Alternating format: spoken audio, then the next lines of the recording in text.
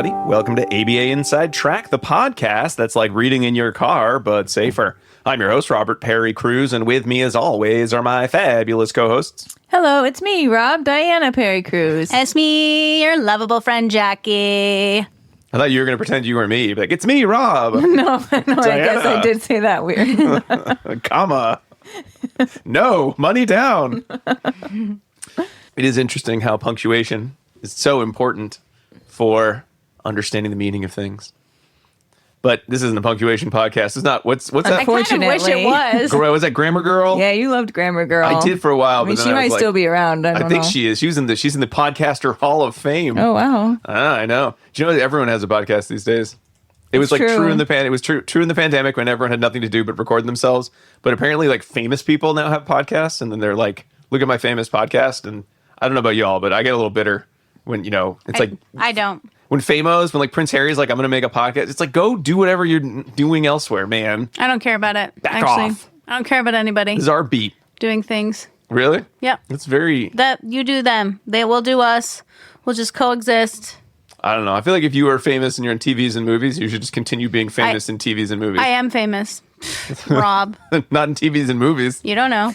Not on the big screen, not on the silver screen, not on the small screen, on the no screen, which is the podcast. That's right. Mm-hmm. But while this may be a podcast what where we grind gears, it is also a podcast about behavior analysis and behavior analytic research, where every week we pick a topic and discuss relevant research articles. And this week, we decided to do Interobserver Agreement, parentheses, That's right. IOA, a topic so fascinating that I fell asleep before recording while I read my notes. Oh. Well, we've never talked about it. Nope. So we thought we should.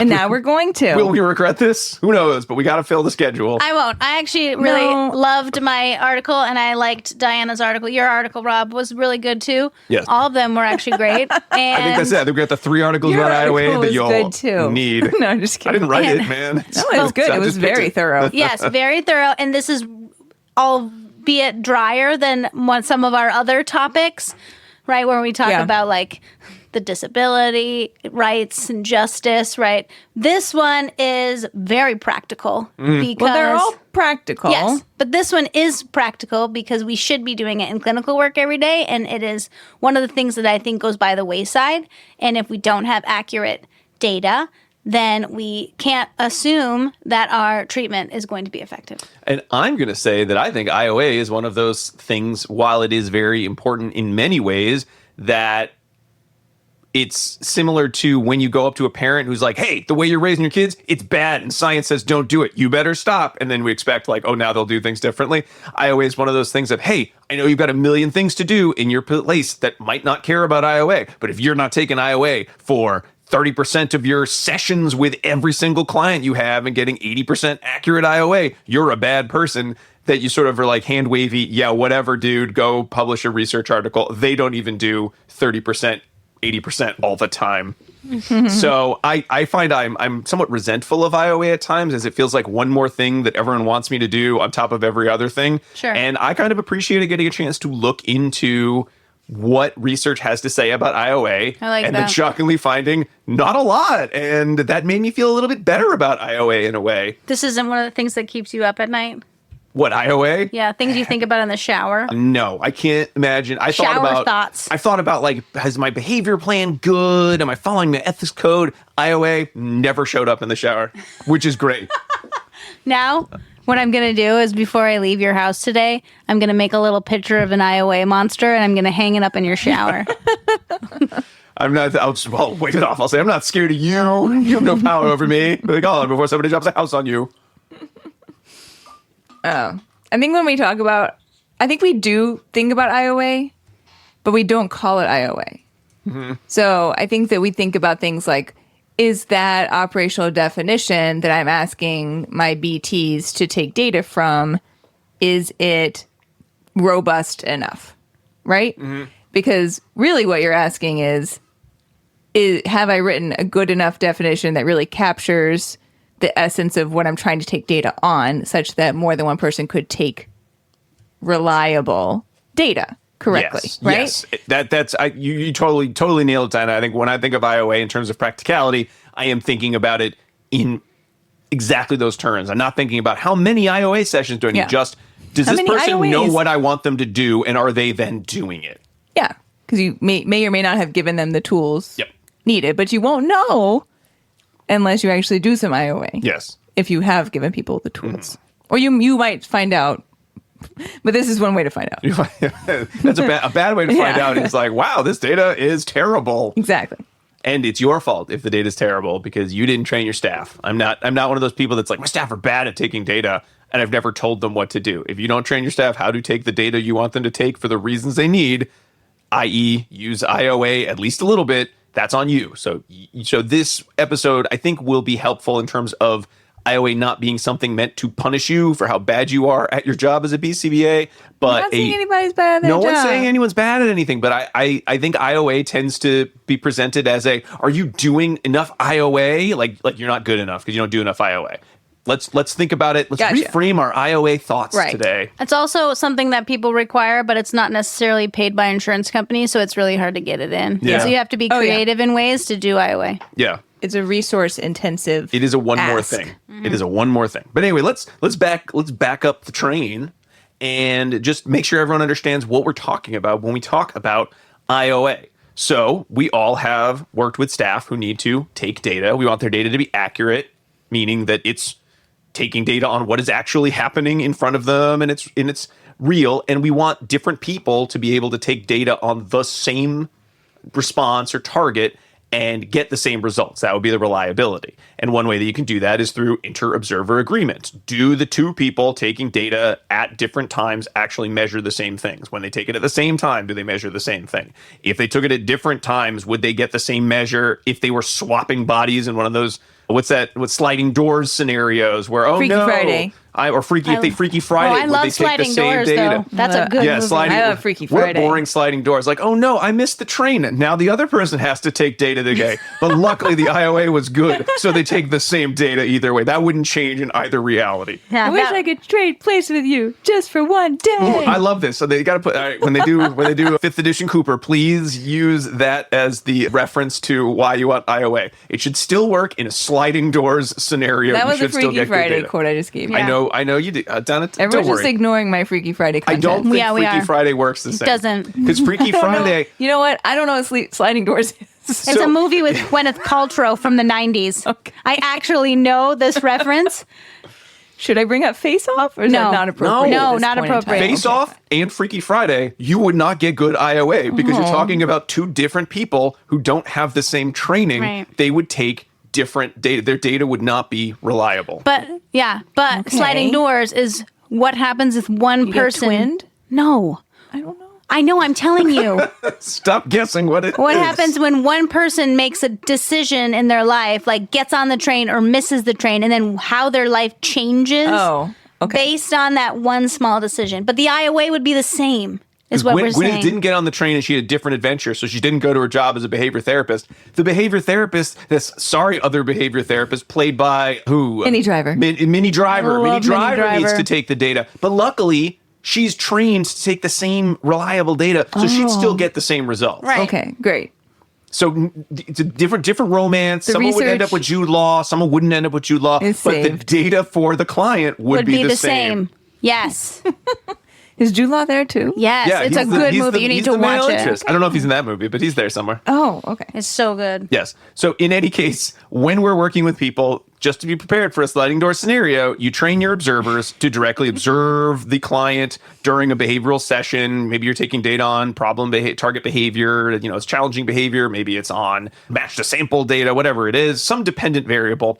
And when individuals take that data independently for some period, you could then compare the results and calculate an inter-observer agreement, which is pretty much how consistently are we taking the same data? Are we actually taking the same data?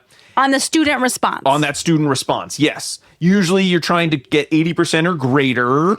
And in research, you're usually doing it for at least 30% of the sessions you're reporting on. And if you can hit that value, basically what you're saying is, you know what? If there's a change in the dependent variable, it's because of the intervention. It's not because we're just taking who knows what data at any given time.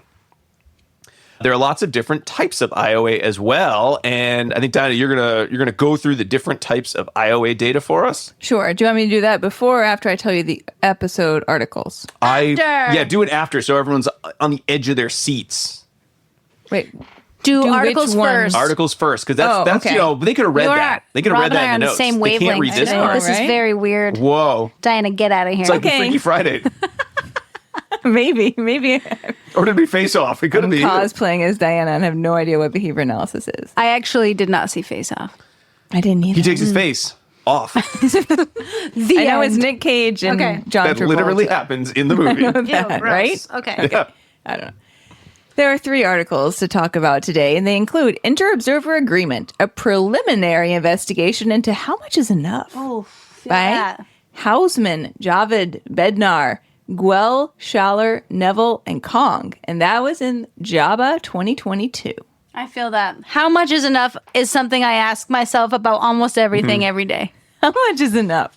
Also, assessing Interobserver Agreement, IOA, with procedural integrity, evaluation of training methods among classroom instructors by Hartz, Gould, Harper, and Luiselli, and that was published in Child and Family Behavior Therapy in 2020. I'm not going to lie. When I read that one, I was like, oh my God, the 2 things that people mix up all the time in one article. Uh-oh. And then finally, effects of a supervisory intervention on assessment of Interobserver Agreement by educational service providers by Garrity, Luiselli, and McCollum, and that was published in Behavioral Interventions 2008. All right. Turns out Luiselli loves IOA. Yeah, right? He's like, it's my favorite. I'm going to get him a shirt. All right. IOA is my jam. Oh, yeah? Jamming with my IOA. Total counting. Wow, that's a deep cut. Well, I used to have a shirt. I don't know where it is anymore, but it had 10 little people, like cut out like paper doll people on the front, and it said 10 out of 10 of us agree, we all agree. Yeah. So it's like you can all agree, but it doesn't mean that it's the truth. Yeah. Right? It's possible I that should've shirt worn that got today. donated by myself for the children when you kept going, hey, everyone, look at my shirt. 10 people. We all agree. Don't worry. For Christmas, I'm going to make you the total counting shirt. Okay. Fantastic. I want a shirt with all the IOA types on them, Diana. If I had that shirt, what would be on it? Okay, I'm going to attempt to tell you. So there are several different ways in which you can calculate IOA. It's not always that you just divide the small number by the big number and multiply by 100. That's the easy way, but it's not always applicable because you could be taking your data in multiple ways, first of all, right? You could be taking frequency data or duration data, but Percentage. or percentage data, and you could also be taking your data by per opportunity measures or using some type of interval-based recording system. So all of these are going to have varying ways in which you can calculate the IOA depending on the measure that you start with, and then secondly, depending on the stringency with which you would like to calculate IOA, because some measures are going to be a lot less stringent than others. So I'm going to attempt to review these in a way that will make sense to the listener and not get us too bogged down. If it's not working, let me know. All right. First and foremost, we have what's called total count, IOA. And with total count, IOA, Total counting. you are going to do the thing I just said that you don't always do. This is the time. Small number divided by big Yes. number times 100. Exactly. Oh, also, just because we're having this conversation now, there was a period of time in Java in Yep. the, I don't know, 90s. mid-90s. Mid-90s to late Yeah. 90s. through maybe into the 2000s, where, for reasons that are really unknown to I would me, love to know. It's an pretty inside much joke that all of the turned real. articles, the IOA said that they did however their IOA calculation was and then multiplied by 100%. But if you multiply by 100%, you are just multiplying by 1 because 100% is 1. So if you were to do that, you would be doing nothing to your number. So it would still be a decimal point, but they were reporting it as percentage. That's not correct. What you do is multiply by 100 in order to change a decimal to a percent. So throw out every study from the 90s. They're You all don't need invalid. to throw it out, but sometimes I think people are using those as models of how to do their own IOA calculations, and then so it kind of gets perpetuated. So you will still sometimes see that 100% floating around, but that's wrong. So the reason it happened was somebody did it, and then everyone said, oh, geez, have I been doing it wrong this whole time? I better change it. I do not know. I'm not privy to why that happened or why it stopped. So total count IOA is taking the smaller number. Let's say it's frequency, right? So you take the observer who has the smaller number and divide that number by the number that the other observer had. So the larger number goes in the denominator spot. You divide that out, and then you multiply by 100 to get your percentage. Mm-hmm. So if one person said, I counted 4 during this observation, and the other person said, I counted 5, then you would divide 4 by 5, and you would get 0.8, and you would multiply that by 100 to get 80%. That's the easiest one. Okay. Okay, next up is and some of these have varying names. I'm just going to give you the name that I usually use. Partial agreement within intervals, IOA. So here we would have our observation broken down into bins of time or intervals. Maybe it's just that it's a 15-minute session, and so we count each 1 minute as an interval. Let's say that. What we would do is we would look at what each observer calculated for every minute of the interval, and we would compare again, if we use frequency, it's easiest. So we compare the frequency of the two scores in each interval and calculate a % agreement score for that interval. And then we would calculate a mean % for all of the intervals. So if in interval 1, we had one observer that said, I didn't see anything happen, and the other person said, oh, I counted 1, then you would divide 0 divided by 1, and it would be 0. And then in interval 2, one said, I got 1, and the other person said, well, I got 2. Then it would be 1 divided by 2, which is 50. So you would take 0, 50, and then maybe they got 100% for the rest of the intervals. You would take each of those % scores, add them up, divide by the total number of intervals, and then that mean would be your overall IOA calculation for that session. Which I didn't do the math on that example that I just provided to you, but that would have been pretty high, even though they had the one interval where it was 0% and one where it was 50. Okay? Next up, we have exact agreement IOA. So here, once again, we have things broken down into intervals. Now, however, rather than calculating a % for each of the intervals in the session, we're just going to say, this is exact agreement, that either they agreed or they didn't agree. So if one person said, I saw 1, and the other person said, I saw 2, that's just a big old X. You don't get any credit for that interval at all.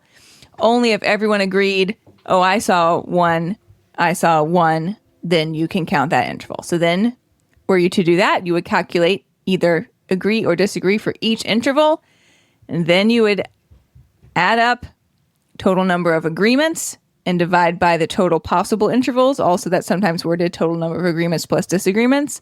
I love that. Divide that out and multiply by 100 to get your calculation there. So not a great one to use if you're like, let's do an interval of 15 minutes, which is our whole observation. Like, no. I got 22. I got 21. What's 0? 0 IOA. Yes, exactly. You will lower. You're being too conservative there. Score if you do that. So as you could tell, those three I just described are moving from less stringent to more stringent IOA because you're requiring not just overall same number to get a high score of IOA or similar numbers, but actually based on time and then even further based on exact count. Exact agreement. All right, next up is trial by trial IOA. This one is very much like the exact agreement IOA, except in that example, I was talking about intervals of a session, like 1 minute bins of a session.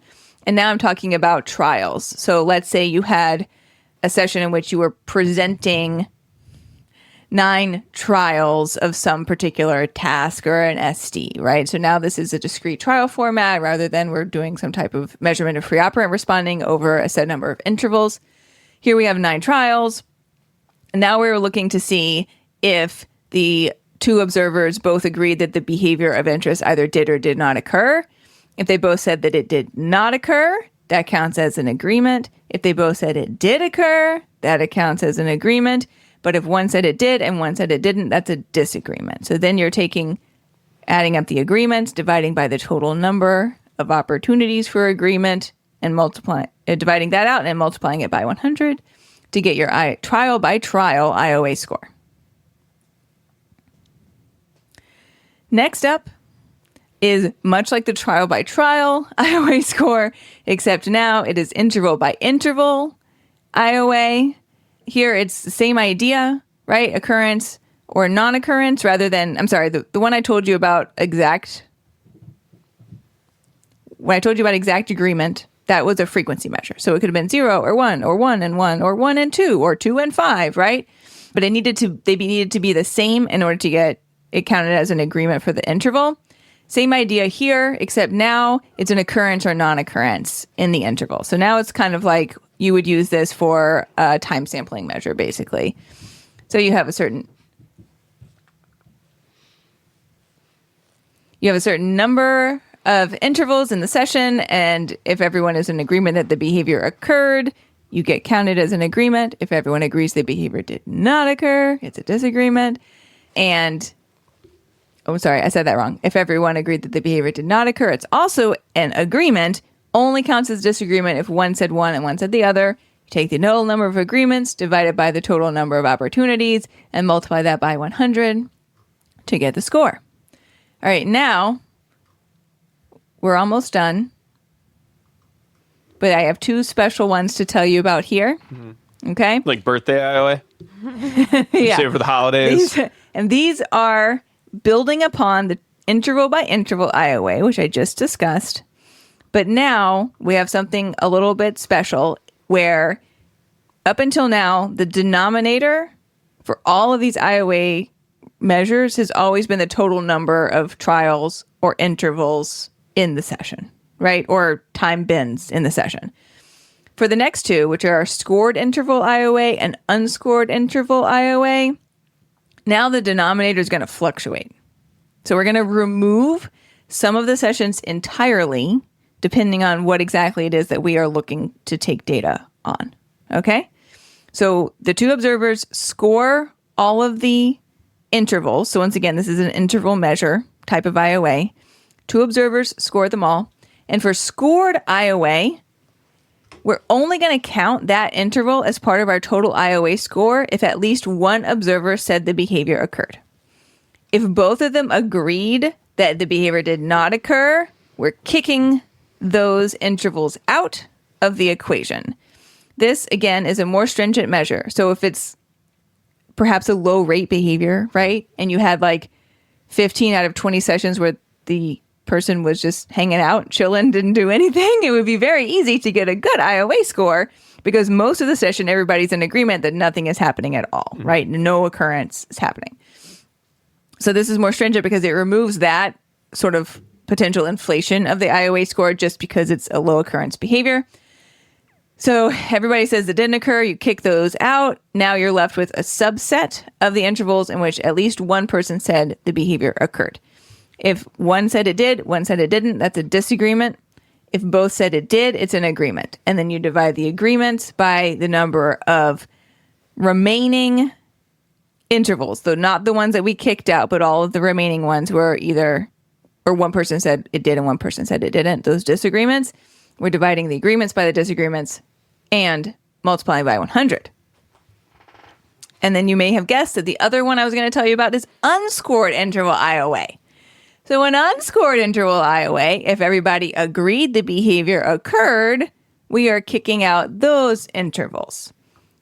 I have a hard time imagining exactly when you would use this one. But I guess if it was just so very obvious, perhaps, then you wouldn't count it? I'm not exactly sure. But if everybody is in agreement that the behavior did occur, you're not going to count those intervals. So again, more stringent measure.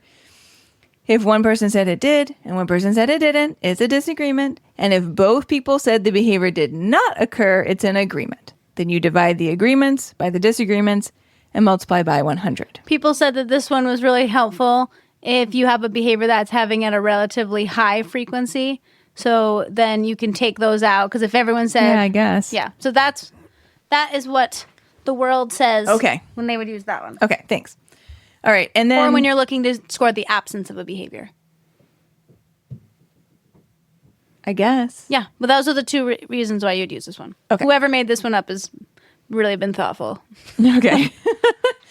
All right. And then you might be wondering, well, what do I do if I'm not taking frequency data or occurrence data? Because that's what's been going on in all these examples. If that were the case, then you might want to use a duration IOA measure. So you can do total duration IOA, which is add up all of the times in which the behavior was said to occur, like the total duration during the entire session, even if it was in smaller episodes or broken up in cross time intervals. Add it all up and then divide the smaller by the larger and multiply by 100. That's total duration IOA. Other way you can do this is you can do mean duration per occurrence IOA. And so here, let's say you had one person who said, well, that behavior looked to me like it lasted for 4 minutes and 30 seconds. And the other person said, that behavior looked to me like it lasted for 5 minutes. You would divide 4.5 by 5 and get 90, I think. Is that what that would be, right? And then the next time the behavior occurred, one person said that looked like it lasted for 20 seconds. And the other person said that looked like it lasted for 30 seconds. Or 20 seconds, make it easier for you. Oh, now, yeah, 20 seconds. Right. So then you divide 20 by 20 and get 100. All right. And then you would add up all of those means across the entire session and then create an average of those mean durations for your overall IOA score for that session. Good work. Thank you. And So then many ways. since I'm talking, I'm just going to go ahead and say that each of the things I just described are just for one session of IOA. So then if you are looking to gather IOA data across multiple sessions, you take all of those things that all of the IOA measures, right? Then you create an mean of those, and you also want to report the range as well. So the range is the lowest score to the highest score, and that's usually done in parentheses next to it. If you're doing research. Yeah, exactly. All right. And the different IOA types you're going to use, you went through some of them as you were going through, Dinah, but depending Actually, all of them, almost. in terms Yeah. of when you're going to use them, depends on what it is you're trying to measure, how you're measuring it. Is it a high rate or low rate behavior? Those are going to be your determinants of which one of those you want to use. Yeah, there's a lot of mix and match, pick your own system going on. I'm here. going to tell you that anytime I'm going to start using IOA, I pull out my Cooper book. No lie. Pull it out, review, be like, what's going to be the best? Because you don't have to remember all of these. There's, like, you just don't. No. So No, it's kind of a lot. yeah, pull up your Cooper book, reread the IOA section, skim it, don't read it. And that's how I choose IOA when I'm going to choose IOA. Yeah. Even now. Honestly, if someone were like, quick, pick an IOA, I'd be like, total, I'm going to do total. Because Right. that one's really Number easy. of agreements. And I divided thought of it by right now. Number of agreements plus disagreements. And the fact that someone was like, I'm just going to randomly make you pick this probably means it's not the most important IOA I've ever been asked to take. So do But it there out, are go to many total. different kinds. Yes. And you're going to get vastly different IOA scores depending on what you are using. All right. So now that you know the different types of IOA, or it's a review of what are the different types of IOA, let's take a little break. And when we come back, we'll talk about, how often do I really have to do this stuff? We'll be right back.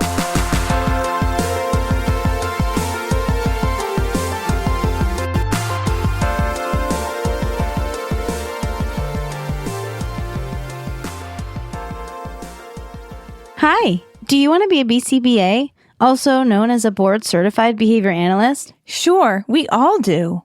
Now you can come to Regis College in Weston, Massachusetts to get your graduate degree, just minutes outside of Boston. Choose from any one of these courses. Masters of Science in Applied Behavior Analysis. Masters of Science in Special Education, dual degree in Special Ed and ABA. Or be eligible for your postmaster certificate. You can complete your degree and be ready to sit for the exam in 2 years. And our 2022 graduates had a 92% pass rate on the BACB exam. Come enjoy approved fieldwork placements, ethics mini handbooks, PhD levels professors, small class sizes, and a service trip to Iceland if interested. And don't forget, our program is accredited by the Association of Behavior Analysis International, or ABAI, as a Tier 1 master's degree program. Don't delay. Supplies are limited. Learn more at regiscollege.edu. Again, that's www.regiscollege.edu. regiscollege.edu. One more time, www.regiscollege.edu. See you there. Bye.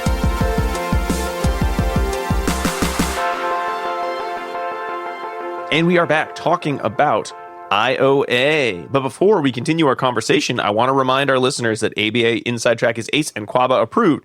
And by listening, you're able to earn 1 Learning CE. All you need to do is finish listening to the episode, then click on the link in your podcast player or go to our website, abainsidetrack.com, and you will find a place where you can purchase that CE. You're going to need some key information, though, including 2 secret code words. I'm going to give you the first one right now, and it's Scrooge, SCROOGE.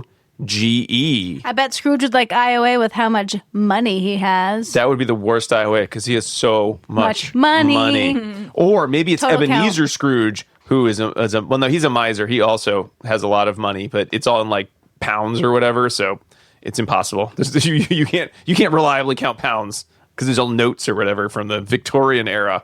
Either Scrooge. You don't have to put Uncle or Ebenezer, just put Scrooge. All right, so when we left off, we talked about all the different types of IOA, but when and how often do you really need to take IOA? So we kind of mentioned at the top of the show that usually when you see IOA reported in, say, like a research paper, it is IOA that has 80% accuracy, meaning 80% agreement, averaged across all of the IOA that was collected, and about 30%, if not more, of the sessions that make up the research. And therefore, we all must think, 30% of my sessions need an IOA second observer. And of those, we got to get 80% or higher on average. And there's some sort of science behind those numbers, right? You'd be wrong. There's actually no empirical guidance as to why that is. Some people say 20%. Just Some people feels say nice. 33%. Bailey and Birch in 2018, I'm sure they said this in earlier editions of their book, kind of might have been one of the people to come up with the minimum 30% of sessions, although Cooper et al. Also in their books said something around 30%, but they also mostly focus on like you need better IOA if you're looking at continuous measures of data than if you're looking at discontinuous measures of data. Again, where did the 30% come from? I don't know, probably from one of those books. It sounds like a good number, but it's made up. It's someone, like one researcher put it in their article one time and everyone's like, oh, that sounds great. Oh, I mean, originally they put 30, but then someone else put 30 times 100%, and then everyone got confused. Then it was 300%. But in any case, those numbers are sort of just it's like a Supreme Court case. It's like case law. It's like someone said it once, and I guess that makes it true. You don't actually need to take IOA at any specific amount because, to be honest, when you think about IOA, if your IOA was always terrible, but you prided yourself on getting IOA for 100% of your sessions, your IOA would still be worthless information because it'd be all over the place. You'd have a range of 0 to 100 with an average of about 50%. Doesn't matter if you're taking a lot of IOA. It's not good IOA. It's not doing its job of assuring some level of reliability. So you need to have reliable IOA. If the IOA session itself is not high, it doesn't matter how often you do it. And technically, if you're thinking, well, if me and my sliding doors partner always get 100% when we do IOA, does it matter if you do IOA in 1% of your sessions or 100% of your sessions until the data change or what the target behaviors are change? Probably not, right? The other limitation to IOA, of course, is that most places, like you said, Jackie, you're not getting paid insurance rates to take IOA data, which means you're doing it for free for the good of, science. One time there was an agency, I can't remember, it was a few years ago. They had an IOA coordinator and they hired this one person to just do IOA. That sounds like the boringest job Right. that ever existed. They just walked around and just collected IOA on all of the... Kudos to this place and kudos to that person. I don't think that job is still in existence. Wow. But a few years ago, that was one of the jobs. They're like, oh yeah, they can do other stuff eventually, but we want them to just do IOA That's right like now. a white glove Yeah. level of care you're getting there. Wow. I don't think that's still around. I have not heard of that job No. opening. Most places but you're it was probably... one agency in Massachusetts Wow. that did that. Most places you're probably looking at not having, having too many clients per person. IOA is probably not even happening at all, or it's happening sporadically, right? So the reality of going in and shaming people about, are you doing 30% of your sessions with IOA? It's probably not going to change for that reason. So the question then is raised, okay, it would be a very different conversation if all the research points to if you don't do 30% of sessions with IOA, then, client data is being misused. It's unethical, right? But there's no support for that. So you could push back and say, I did one IOA. It was 100%. I'm done with IOA for the rest of time. And you're not 100% wrong, but you're also not 100% right.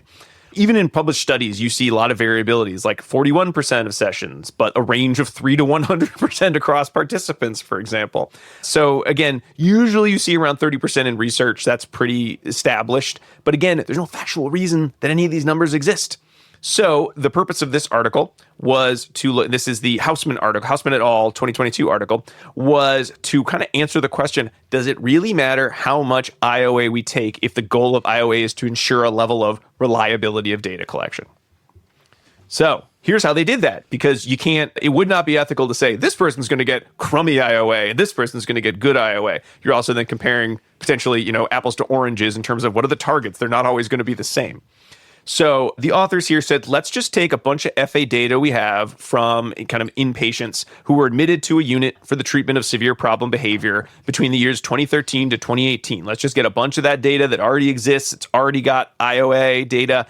And let's just futz with the math to get lower percentages of collected IOA. And we'll see statistically, did it seem to matter in terms of looking at the reliability of the data we collected? I like that. I like that they didn't try to make people do bad jobs. Right? Yeah. There's always so much data already lying around. If your study starts with, some people will get crummy service, stop right there. Nope. Cancel. Right. Take it back to the beginning. The group A will have really horrible service. Yeah. And not like, oh, there's only so much service to go around. Like, no, we're purposely going to do a bad job. Yeah.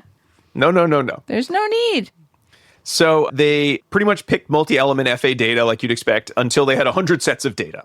And the behavior that they were targeted, the one thing they did have, it had to occur at like a moderate or high rate, so above like 0.3 responses per minute. Yeah. Because like we talked about, the lower you get in terms of responses, the more you're just going to get crummier IOA because there's so much more non-occurrence. So I like to imagine that they went into this room and there was just 100 graphs lying on the floor, and then the one person that was looking at them just sat in the middle. Sort of like Mindhunter thing? I don't know what Mindhunter is, okay. but... I didn't finish the show, so I actually don't know if that was a good reference. Maybe it wasn't valid.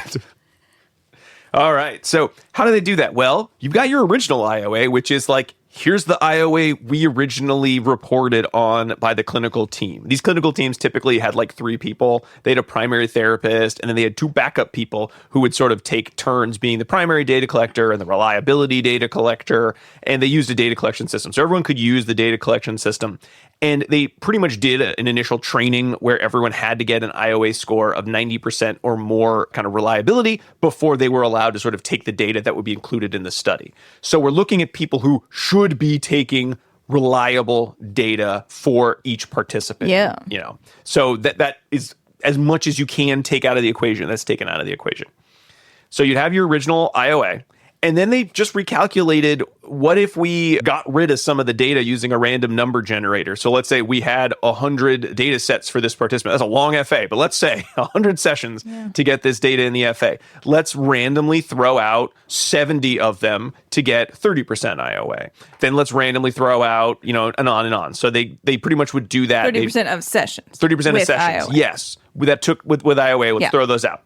So you, instead of having whatever the original percent was, which kind of ranged a bit, but it was usually more like higher, like 50, 60, about 60% was their average normally. Let's throw out some of that data till we get 30% of the sessions, 25% of sessions, 15% of sessions, and even down to 10% of the sessions. And again, they used a random number generator to sort of determine which of the data gets tossed per, calculation. And then they'd recalculate IOA when they only had the 10% of the sessions, or 15 or 20 or 30 or 25. Makes sense. Yep. So pretty straightforward. And again, they messed with the math a little because you couldn't always get exactly 30% or 25% because these FAs had different numbers of sessions, right? Or they'd take in different amounts of IOA. And then they would look and calculate using all of the tools Diana talked about, exact, partial, total, occurrence, and non-occurrence agreement data. Looking all at of them? and again, it was intervals. Good thing everyone was already primed by my explanation. I don't have to talk about it anymore. And they just did that for the original IOA, and they did it for each of the programmed percentages. So they pretty much take whatever data was left, or data were left, and go through all the calculations. Then they ran stats to say, okay, did any of this matter? Is there a statistical significance between any of these? Like 10%, oh, that's garbage compared to our original one, therefore 10% is too low, or maybe it's about the same. It's always the moment in your research where you're like, did any of this matter? That's great. You're like, I mean, pro tip, if you're like, I don't have a lot of time to read this article and you see they're using statistics, go to the results paragraph. If it's really, really short, they didn't find anything significant. Look if there's a lot of little asterisks in the table. Yeah. right? If they keep running more and more statistics, they didn't find anything of value. It just happened. Luckily in our field, we usually are tackling socially significant Yeah. problems. So this is hardly ever a question. So, like I said, original data, they took IOA at about 60% of sessions, and they generally got high agreement. They got agreement in like 95.82%. I'm not going to go through every single type of IOA they did because it's just a bunch of numbers. Yeah. It's all pretty high. Please don't. Total is the lowest, though. So total IOA was 76%. That would make sense because it's the least conservative. Yeah. Oh, no, sorry. Excuse me. Occurrence. I meant occurrence. Oh, Sorry. okay. Total was high, 98%. The highest. Occurrence was low, 76%. So exact occurrence. My bad. That's my bad. So That's it the was most occurrence. conservative. It's the most conservative. Yeah. Okay. And non-occurrence was actually pretty good. But again, usually nothing happened. People are pretty good at understanding that. And they would just sort of go through and they do all of those calculations for all of them. And I'll save you some time for the 30 to 10% cutoffs that they kind of created by losing, quote unquote, losing some of the data. They really didn't see a lot of variation when they looked at exact agreement. It got a little bit wider ranges from session to session. So the lowest and the highest session, kind of that stretch changed for the 15 and 10% cutoffs, which makes sense because you're looking at, lower numbers, meaning it's only going to take one crappy session of IOA to, change your range more significantly. But they really didn't see any huge changes. So overall, the average rates looking at exact agreement wasn't too bad, even when only 10% of the sessions had IOA collected. You saw pretty similar results with partial interval agreements at those same cutoffs, pretty similar results with total agreements. It started getting a little less similar for non-occurrence and occurrence, but those actually were always below the 80% acceptability rate, like across the board. So none of them really, it wasn't like, oh, well, Too this one was stringent. worse or better. They all weren't that good. Yeah. So occurrence and non-occurrence, that's more an issue of using, I think, occurrence and non-occurrence as IOA. They're very, very conservative. Yes. But basically, it came down to there wasn't much of a significant difference between whether or not, if you start, if you started with FA data, if you started with a high degree of reliability, so like one good IOA session, it really didn't matter how much IOA you then subsequently collected. You got pretty good reliability results overall. Like IOA did its job. Like the results didn't change. That makes sense. Yeah. They also noticed that there was a negative correlation between the response rate across all the cutoffs. So again, you'd get better IOA when the response rate was not higher. So the higher the response rate, the chromier the IOA tended to get, which is kind More of a makes opportunities sense for result. disagreements. Yeah. So that response rate significantly predicts how variable your IOA is going to be, except for occurrence agreement. Actually, it didn't seem to matter too much. Too hard. But it didn't matter is hard. which type of IOA cutoff you used. So at least in this specific situation, and at least with this kind of sort of made up data, I mean, it's real data, real IOA data, but it's a little fakey how they had to make it, but that's okay for what they're trying to do. But, the amount of IOA doesn't matter if you train pretty well your staff to begin. So the key seems to be train reliable data collection with your other observers. And therefore, you might not need as many sessions. Again, you might want more if you're doing, say, like occurrence data. You probably want to do more IOA sessions because you're expecting to see a little bit less reliability there. That's a harder, just calculation-wise. So it's probably more important that you train your staff well to start than you have to do this much IOA. Again, we're not sure if that's exactly the case. I love this but takeaway. Hey, there we go. And again, if you're noticing patterns like, hey, our IOA is all over the place, you might need to retrain, or you might just need to do more IOA sessions. But there's no magic reason of more is always better for IOA. Train well to start, and you might not need as much IOA. So therefore, you could do better IOA because now you know you don't need to do 30%, which I think for a lot of people, it's, I can't do 30%, so I'll do 0%. Right, yeah. No, that's not the takeaway there. You say, our IOA is great, and so we're only going to collect X amount per Hausman et al. 2022. Good IOA, and then you don't have to do it as much, Yeah. potentially. This is actually really good. This is like good. This could be a big time saver for people who are stressed about what you're describing, that they don't have time to take all of this IOA data, because it is very resource intensive to suggest that people The journey of a million IOA sessions do begins this. with a single IOA session. I will say, though, that, IOA is usually being collected in the context of doing other types of observation for your staff. Yes. So that should be happening regardless. There is a certain percentage requirement, like 5% of RBT's time, I believe, is supposed to be supervised, right? So good supervisors should be in there doing this anyway, but make sure IOA is being collected. Yep. All right. I'm going to tell you about Garrity et al. Can't wait. And it's going to be short and sweet because this article, what they were looking at was the dependent variable they were looking at, there we go, was IOA data collection. Okay. Right?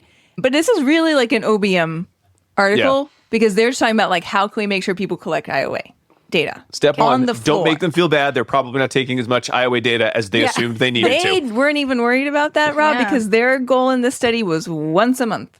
Oh, that's pretty good. Yeah. Well, if they trained well to begin with, once a month might actually be okay. Yes. So this was a systems level approach where they want at the supervisory level, they said, we want to make sure people are collecting IOA. How can we make this happen across the school? So it was a school for, students with disabilities. And what they did was they taught the teachers who ran each of the classrooms. There were 8 classrooms. Taught is a loose term in this case. They already had a system in place for collecting IOA data in which the teachers are supposed to do that by observing with the support staff, and then, or 2 support staff could do it together as well, and then everyone put their data into a spreadsheet, and then the classroom teacher, the one who was like the actual participant in the study, was supposed to summarize those data eventually. And that was, the dependent measure was already in place, and because it was already in place, it allowed them to take background baseline data basically before they did the intervention, which is always kind of nice and is actually the way to do it if you're trying not to be intrusive initially, right? And so they had 2 things that they were supposed to take IOA data on. What they call the SAP, which was some aspect of the skill acquisition plan, and BSP. You mean the maple syrup? Yeah, I know. Yes, the SAP, and the BISP, which was the behavior support plan. And they wanted them to get IOA for each student 1 time per month. That was the goal here. So it was potentially could be viewed as a meetable goal. Okay. And they arranged this as a multiple baseline across the 2 different types of IOA. So I guess, is that stimuli? I was trying to sort it out for myself. I guess it's across settings, right? Yeah.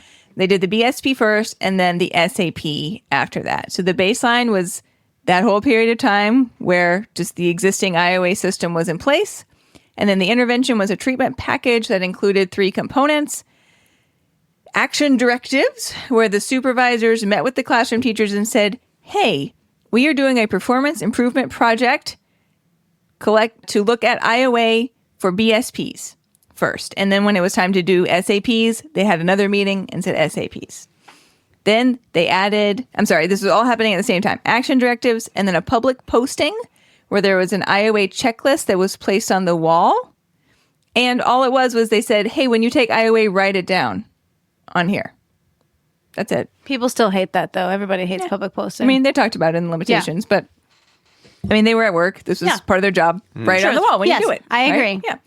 And then the third part was performance feedback. So here the supervisors checked into the classroom each week and gave either verbal praise or corrective feedback based on whether the checklist was filled out on the wall. There you go. They That's either actually said, pretty easy. great job doing your IOA, or don't forget, you need to do your IOA. And that was basically it. They also gave teachers, the classroom teachers, a bar graph that looked at their percent scores as compared to other classrooms. I love the comparison. Yeah. And that was it. That was the intervention. The baseline scores for both BSPs and ASPs were low, 18% for BSPs, 31% for ASPs.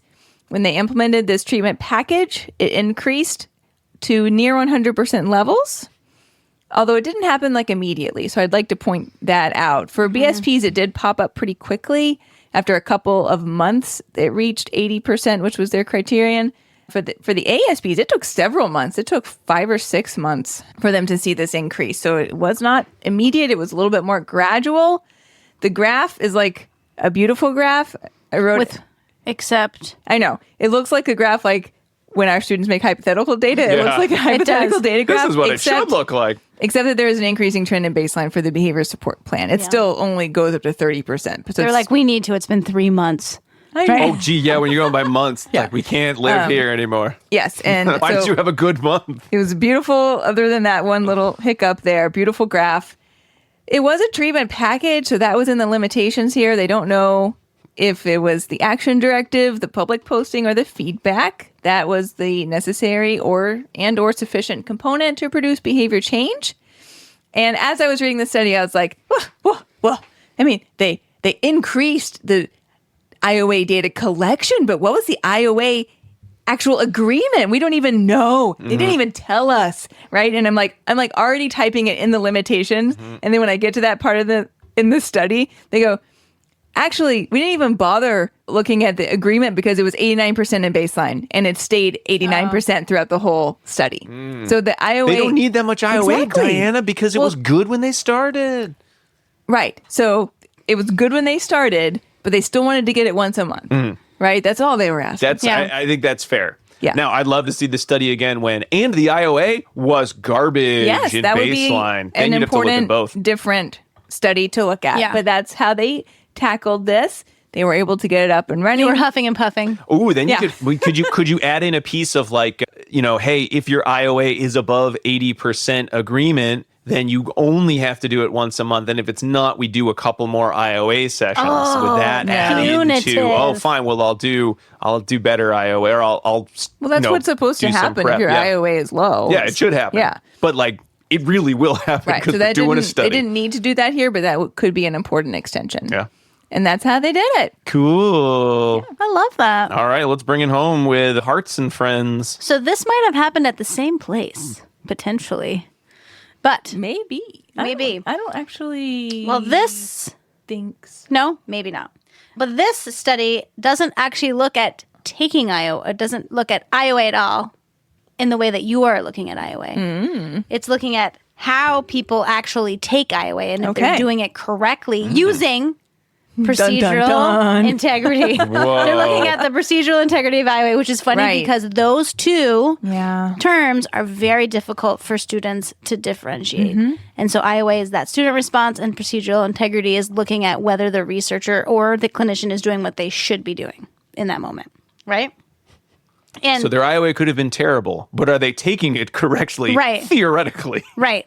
So that's what they're looking at. And the funny thing here, I love, is there must have been, when they submitted this to the journal, people must have been confused because I can't tell you how many times they're like, and remember, we're not looking at IOA, we're looking at the procedural integrity of IOA. So many times. Did you ever see Mr. Show? No.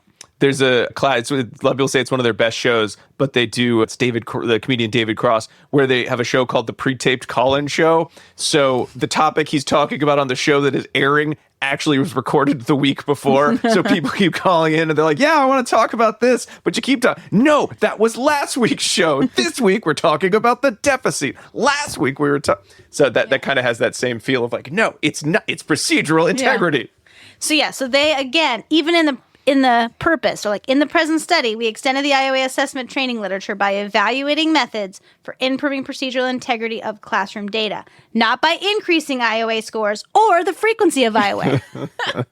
So there were 6 participants in this study, 3 female, 3 males. They were all in their 20s.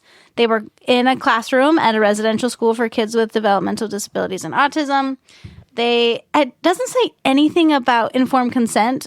And I just wonder, because it seems like these people work in these classrooms. It seems what it reads to me as this was like a project that they did to see if people were running IOA correctly, and then they were publishing it. So I just didn't see informed consent in there.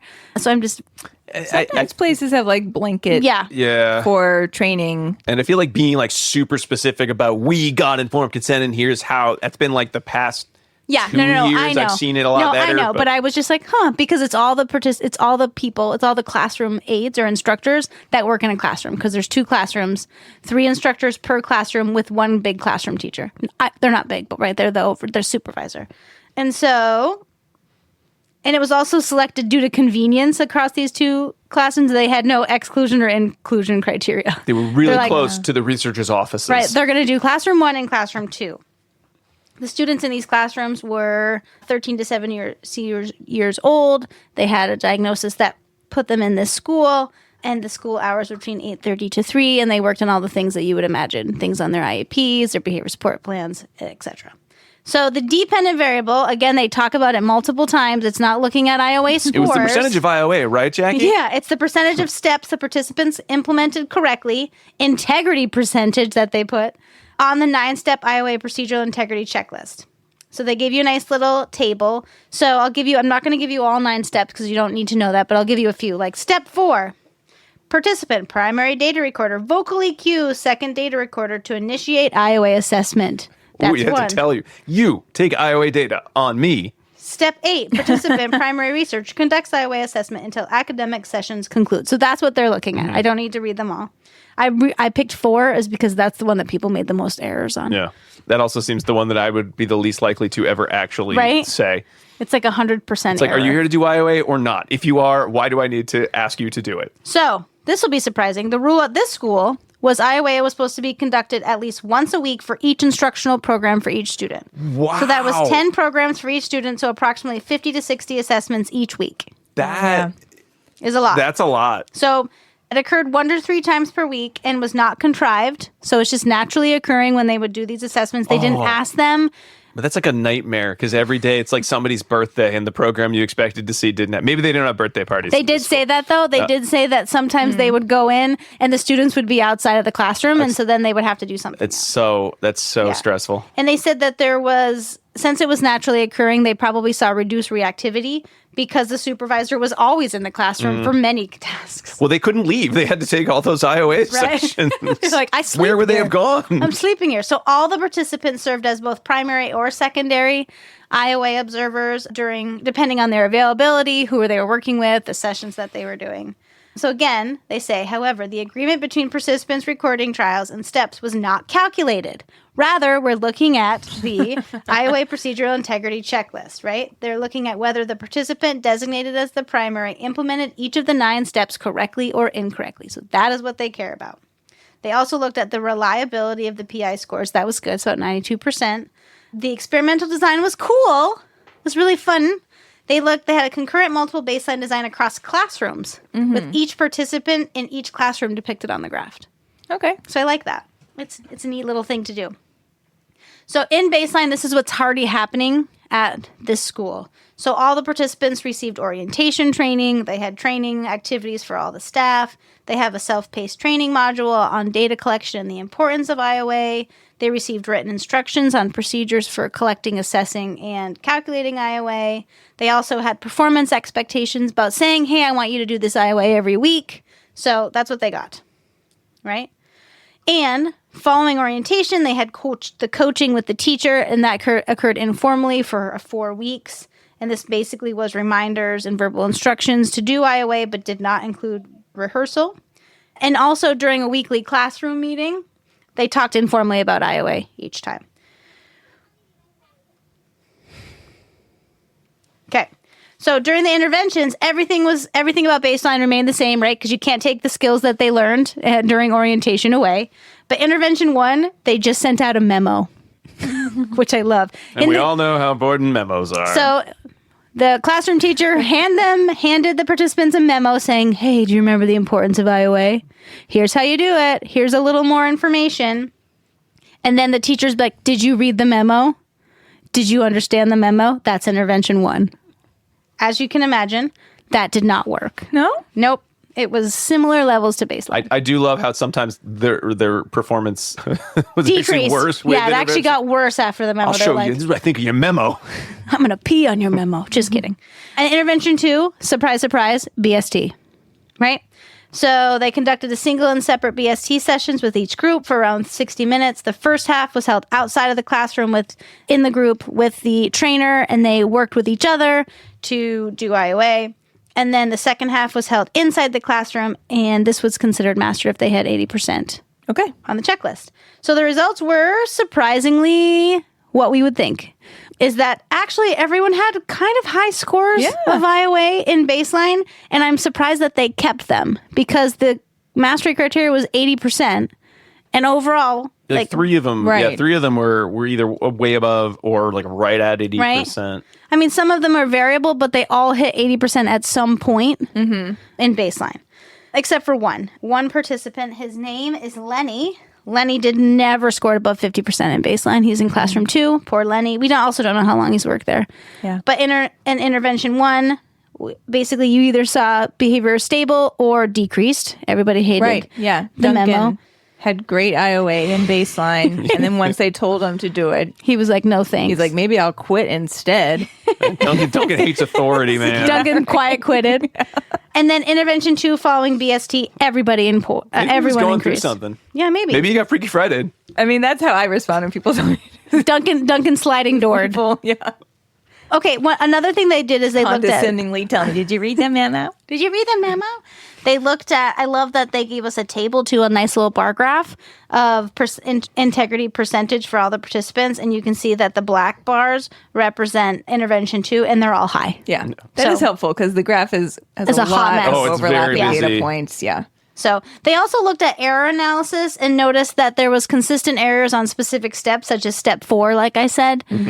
I feel like that's a pattern. Anytime there's a procedural integrity checklist where one of the steps is, and then tell somebody to do procedural integrity, Well, that's always the step no one can do. I will say it is important if you're doing interval recording. You have to start Yeah, at the exact same time And, yes. in order for the intervals to be correct. So if that were the case, then it's actually very necessary. It's not really clear from the 3, checklist 2, they have. 1, now. It just seems like they're like, we're doing this now, which I don't know if it was to Yeah. that. Yeah, to that just level. saying. So, yeah, so they said, we're going to have to use BST. We just can't tell people, we can't give them a memo if they're going to do IOA correctly. We In have fact, to train don't them. give them a memo. Don't give them a memo. And I mean, the limitations were limitations that you put in a research article, right? That they had high levels in baseline already, right? They didn't have stability in responding before moving to intervention 1 and then moving to intervention 2, right? I mean, Yeah, that's fine. and it's a classroom-wide Yes, Right. this is intervention, so you have a little bit less wiggle room in terms of Yeah. when you intervene. Right. And Yeah. main point is just that you need to teach people how to run IOA. That makes sense. Yep. Using BST, not just telling them. Yeah. All right. Now we should do one on procedural integrity for calculating IOA. Ooh. Ooh, not 'Cause that is today. a hot mess. It But it is, also yeah. doesn't matter how good the IOA is because we only care about whether they went through the steps that would be required to complete IOA. The IOA bad, but the steps to follow it good. I'm going to say that this was the first study that looked at procedural integrity of IOA. So there you go. But You how was the IOA? Did they measure the IOA? It doesn't matter. You need to start somewhere. All right. All right. Baby steps. Well, I don't know where we are. Are we in dissemination We station? are. Yeah. Do you think Observer 2, do you think we're in dissemination station? Yes, we all agree. Observer Here 3, we are. do you agree? What? 3-person IOA. We've not It's covered 100% IOA. We're 20 in dissemination 20-person IOA. that. 10 out of 10 people agree. We all agree. Wow. Where's that shirt again? As much as Total counting. Someone took it away. I think I was teasing the topic. I do like it. Feels like we kind of hit on all the Yeah. quadrants. Since I don't know if we did 4 but of IOA. When we talk about what IOA is, how much IOA you may or may not need. We talked about how to train people to do IOA, and we talked about the other thing. How to train people to do IOA better. How Yeah. to train IOA better. So there we go. We covered it all. Anyone want to do? Who thinks they can sum that up, and then the rest of us will do IOA on their response. I think that's what you did. I didn't actually say. That's what we looked at. Oh, so I think the sum is if you do good IOA, you don't have to do as much of it. If you train people on how to do IOA, you probably don't have to do as much of it. And yours was. If you need to know what IOA is, get your Cooper book. You don't Get need your to have Cooper book. You don't memorized need it, to memorize it. before you get there. Yeah. And it's important to know what you're doing. Yeah. I mean, my study was this is how you can get people to take IOA. Take IOA. Yes. Right. Don't do public posting. But you might need to look at something like your study to make sure they're taking it correctly. Right. Oh, I love it. Good All job, right. everyone. Yeah. And again, like we've already said, we recognize that this can be something that's challenging to fit into your day. Yes. But it is important given that the way in which we measure our primary dependent variable is through visual observation and recording. There is honestly a lot of room for subjectivity, human error, observer drift. All of these factors we can end up with data that are not actually representative. So capturing at least some portion of IOA can help us feel better that the data that are being collected are reliable. And those data are the way in which we make clinical decisions, right? Like we graph those suckers and then we say this is working or it's not working. We need to make a change or this is good. And so this is actually, it's really important. It is right? important. It is Yeah. really important when we get down to it, even though it feels like a drag. It's something that we should do. And we've just reviewed a lot of ways to try to streamline that process. Yeah. All right. Well, so I don't think this is a topic that will never have more research, but it does feel like a somewhat under-researched topic. So, hey, we talked about a couple ideas you could try if people aren't already doing that. So maybe we'll see more IOA in the future, but maybe that's it. That's all you need to know about IOA from now. Now just use it. And with that, let's move into the last section of the show, pairings. All right. For pairings today, I like to tell you about other episodes you could check out if you found this one enjoyable. So we have talked about 2 other pieces thus far in our catalog that kind of make up this trifecta of additional measures that we very often see included in our clinical or our research work. And so that trifecta is IOA, procedural integrity, and social validity. IOA is the only one we hadn't talked about until this point in time. We talked about social validity we did it. We can 2 quit now. different times. That's right. In episode 90 and episode 270. And we just very recently talked about procedural integrity in episode 301, which is actually the reason why we then realized, oh, we haven't actually talked about IOA. But we what should was do the that too. IOA in that episode? I don't remember No, now. stop it. It was probably high. And then I was like, oh, I don't even know what else to include. So I threw in episode 111 where we talked about visual inspection of data because it's another one where you're like, check out your Cooper book if you want to know more. So it kind of fits in with that sort of same line. And then for a snack for today, I will pull back the curtain here and let you know that my youngest child and Jackie's child are upstairs unsupervised. My youngest too. My youngest and A year oldest. old, yeah. And so to try to keep them occupied, I gave them a little recipe to follow. So they've been cooking in the kitchen, making, what did I call it? Sandy something. desert parfaits, which involved graham crackers, bananas, and vanilla pudding, and some little animal cracker guys to go on the top. So if there's any left, we'll get to go out They and were try them. very excited when I went up to very yell at cute them working together on it. because they were pretending they were cats along the ground playing jacks. And when they were upstairs they're playing playing jacks, jacks. I was like, "How old are you guys? Are you from the 50s?" Because they came up, they're like, "Look, we're playing jacks." Oh, yeah. Yeah, they So, love it. I love anyway. it. Yeah. But So what that's was their our snack. IOA on their snack? I Or think is it was procedural 100%. integrity? You've blown my mind. I mean, It on the looked pretty good. deliciousness of the snack, I believe 100%. I hope they both rated it 100%, and therefore their IOA would also be 100%. And their occurrence and non-occurrence data Yeah. on how tasty it was. Exactly. My kid Yep. said that she was crawling around the floor so that I would come up and yell at her so that she could get permission to eat it. No. That's too funny. All right, and that's pairings. Please enjoy. All right. Well, thank you all so much for listening to ABA Inside Track. If you like the show, please leave us a review on Apple Podcasts, Spotify, or wherever you get your podcasts. Also, subscribe. You can leave us a good or bad review, whatever you think is fair, but just make sure you subscribe. You can I also like it when people say, "It's 5-star review," so that's what I'm going to say. I mean, it'd be nice if you did, but I want you to be ethical and think about how you felt about the show. But maybe listen to multiple episodes because you need good procedural integrity. Or is it IOA? Who knows? Social validity? Anyway, you need You're confusing everyone. I'm sorry, everybody.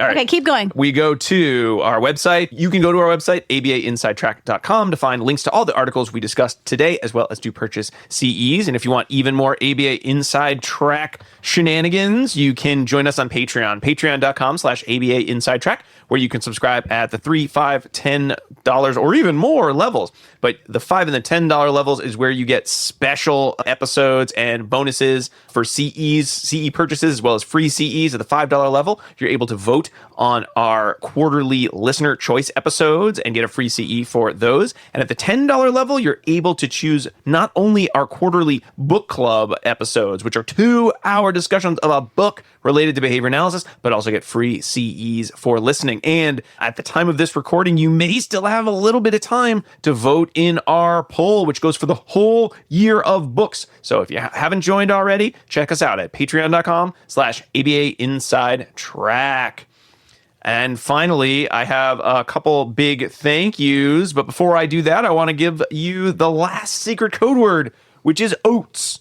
OATS. I gotta be honest, I don't know why this is one of our code words. Usually there's a funny wrote story. it. I apparently wrote it. Was I looking at a thing of oatmeal and said oats? That's the Probably. word. They were not in the sandy desert parfait. No, you can't have oats there. But it's not oatmeal. It's just oats. OATS. I've been eating overnight oats like every morning. Have you been? Yeah. I thought you just made a bowl of oatmeal. No, now I moved on. Oh, I didn't Yeah. know it was overnight oatmeal. Cold oatmeal is the way to go. Oh, okay. Well, it's a summertime snack. And finally, big thanks to Dr. Jim Carr for recording our intro, outro music, Kyle Sturry for our interstitial music, and Dan Thabit of the Podcast Doctors for his amazing editing work. We'll be back next week with another fun-filled episode. But until then, keep responding. Bye. Bye.